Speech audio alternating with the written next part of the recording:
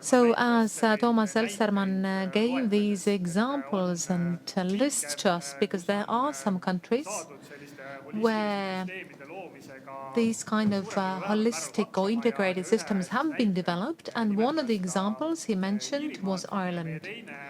And so our second speaker,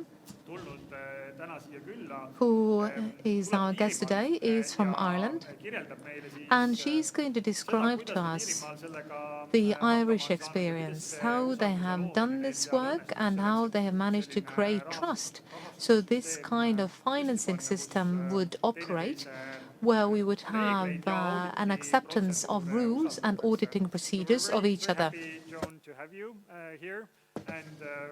Tere tulemast, Joan, ja mul on väga hea meel kuulata nüüd teie ettekannet selle kohta, kuidas olete teie toime tulnud nende keeruliste olukordadega, mida me just Toomaselt kuulsime, ja täpsemalt, kuidas te saite seda süsteemi üles ehitada Iirimaal. So I'm happy to give the floor to Joan Hynes. Thank you very much, and good morning, everybody.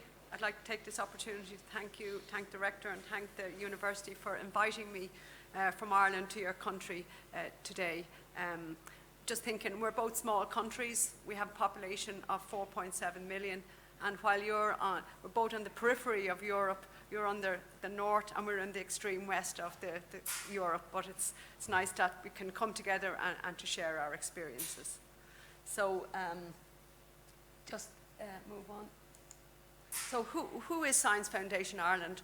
Well, we're the national funding agency for Ireland. We were established in 2003, so we're relatively a young body.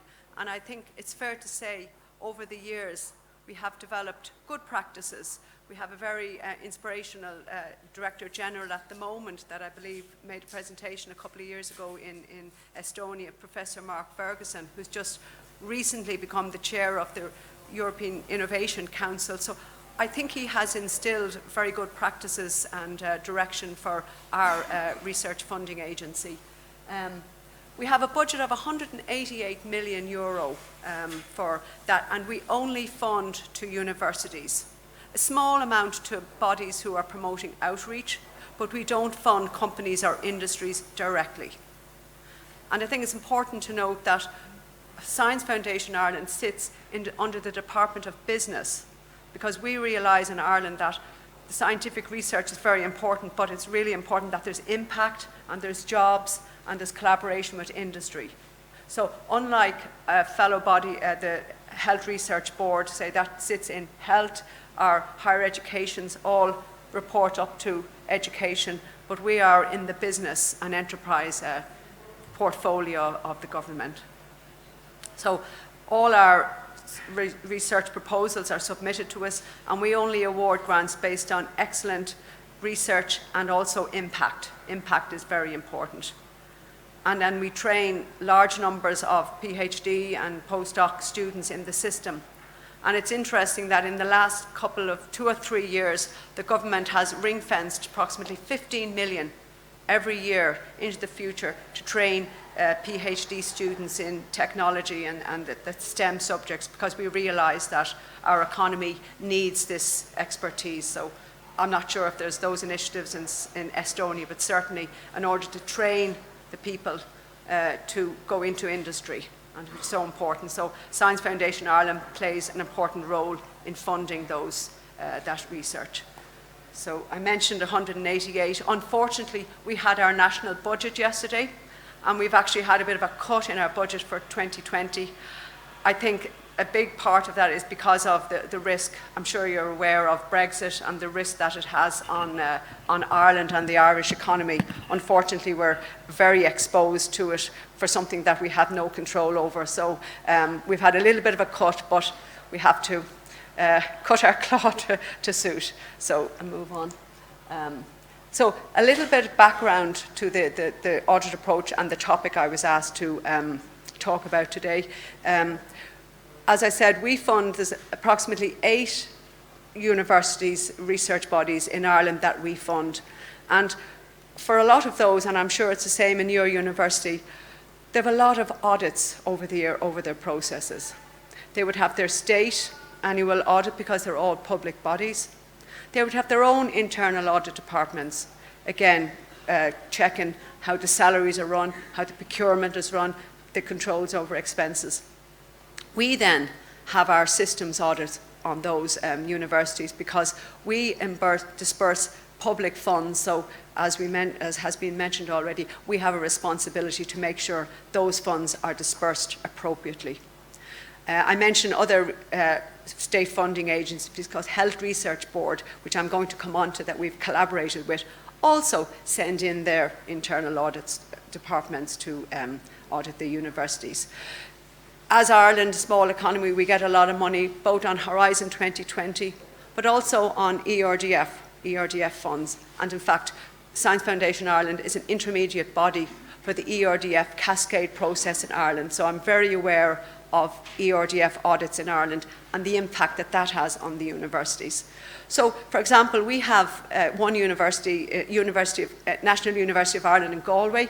So they're in a particular region that gets a lot of European funding grants. So they could be audited just so many times each year for the same set of accounts. So it's such a burden. So as part of trying to make our audit process more efficient, we try to come up with some initiatives. So first of all, and I really feel that, as I'm head of finance and grants in Science Foundation Ireland, I feel that we have built up a very good relationship with our research accountants in the universities.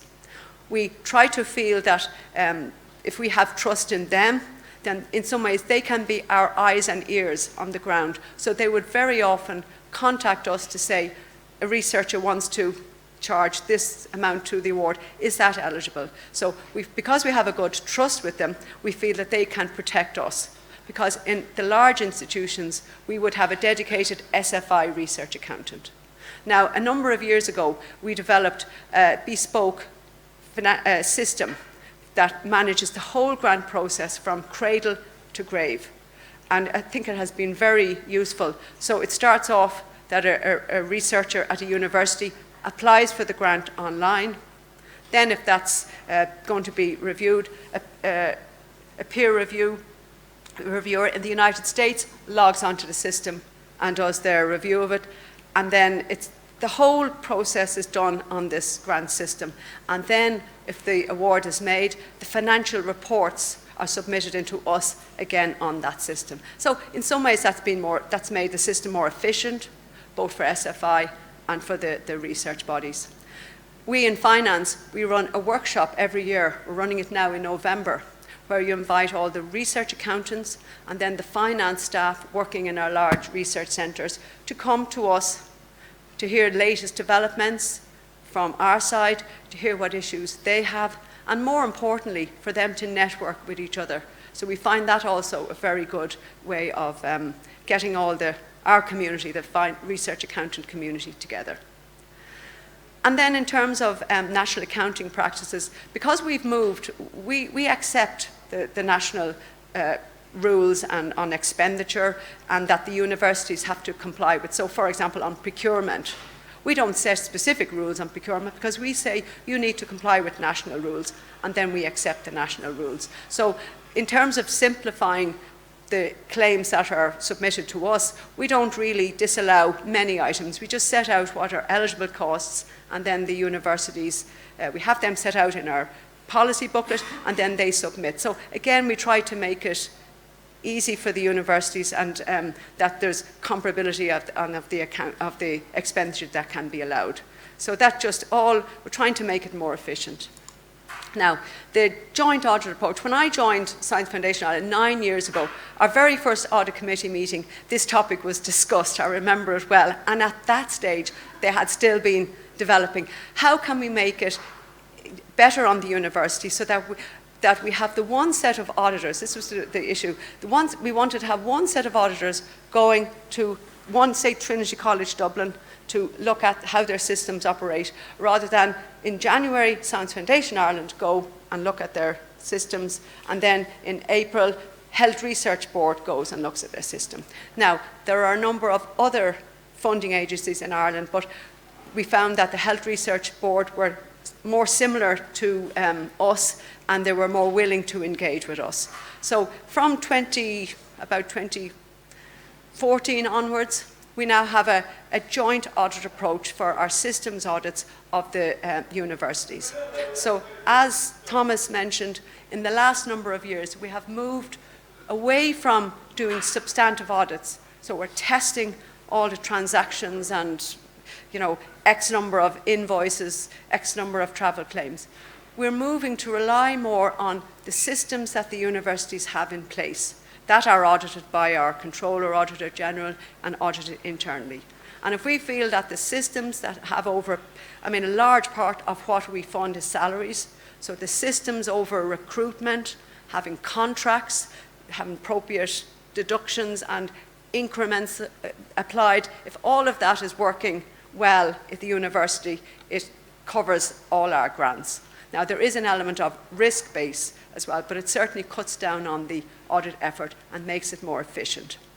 So the joint audit approach, we agreed it back in 2014 with the Health Research Board, which sits under the Department of Health.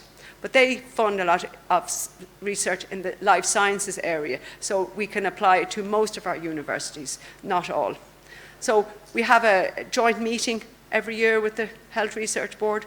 We decide collectively what universities we're going to do an audit of, because it's risk-based. We don't go into the same audit, the same large university every year. Assuming that the controls are good, we have a risk base and we go every 3 years. So we alternate Trinity College, which is a large university, 1 year, University College Dublin, a large university, the next year, and then our Cork universities the year after. So again, cutting down on effort, but we're placing reliance on the work that we have done. It's important as well that Science Foundation Ireland and HRB take these audits of the research bodies very seriously, because, as we say, it's government money. So all of the reports that are issued on the controls of the research bodies are submitted and approved by our audit committees, both in Science Foundation Ireland and in the HRB, and they take a keen look on how good the controls are. And then every now and then, every second year, say, the process is reviewed. And it's worked very well, so we're continuing on. So the scope of the joint audits is the financial controls. We have not been able to cover any EU audits or audit requirements or any other body, so it's just the financial controls. And they will mainly be over the salaries and over procurement of equipment and materials for our audits and travel expenses, etc. The methodology, so there's an annual methodology that's agreed between the HRB and Science Foundation Ireland of what universities to select. In fact, we go out to tender for what external accountants we get to do the audits in the first place, and that is agreed. And then they alternate, and we change them every few years just for, to make a fresh look at the whole audit process. And then the audit approach, the timelines. I'm sure you're all aware, those of you working in administration and in finance, that sometimes of the year is very busy for your office, and the summertime is harder. So it's very important to agree the timelines up front so that we can get the best cooperation and give them as much time to prepare the information for us. There's no point in saying, we're going to you in 2 weeks' time, and then we don't get any cooperation. So to agree the timelines and just set out exactly to the university how we're going to do our audit work. I think that's very important, and engage as best they can. And then I mentioned risk base is very important, because if you realize, if you feel that there's a high risk in a particular area, by all means do some extra audit work. But if there's a low risk and you're auditing every 2 or 3 years, well, then you can take some reliance on that. In terms of the approach, I won't go into it in too much detail, but the audit firms will carry out the audit work, and they will liaise with the universities all through the process, and then have closing meetings, and involve Science Foundation Ireland and the HRB when the draft reports are ready. And I suppose what's important to get at this, what the key benefits are, it's the efficiency of the whole audit process. So for one audit visit, we're covering the controls of the university that covers both 2 different funding agencies. And that's very important. There's an increased learning from the audits because you're liaising with your colleagues in the funding, in a different funding agency, and they may be doing things slightly differently from us that both can learn from. And again, the rigor of the approach. You have 2 different funding agencies putting in their standards and requirements. And as Thomas mentioned again, we've moved very much away from a substantive approach to a controls-based assessment. And that's been very, very important. Also, there's cross-funding issues because sometimes the universities might be getting funding from different sources, and it's hard to know. One research might be getting funded from Science Foundation Ireland, getting funded from the EU, getting funded from the HRB. So by having a couple of eyes and a more collaborative approach, you can see if there's any potential double funding or incorrect allocation of the cost. So it's useful. Now, I mentioned there's only 2 funding bodies at the moment, Science Foundation, and Health Research Board. I have tried to get some of the other funding agencies, even from our own department, Enterprise Ireland, but for whatever reason they're cautious and they haven't really engaged. So that is a pity. We'd love if there could be some initiatives for the EU audits, because I'm sure you're in the same position as others, that you're being audited by your funding agencies, auditors, and then the EU auditors are coming in and looking at the same processes. So we did have some contacts a number of years ago with DG in Research and Innovation, and we did have an arrangement that was signed, and they promised that they would engage with us, but I think, as is common, we haven't had too much progress, unfortunately. So it's something that Thomas and I have been speaking about, and if there's any opportunity, and we would be very willing to engage in having some reliance or joint efforts with the EU to make our life easier, and more importantly, to make the life of the research bodies easier from an audit perspective. So watch this space.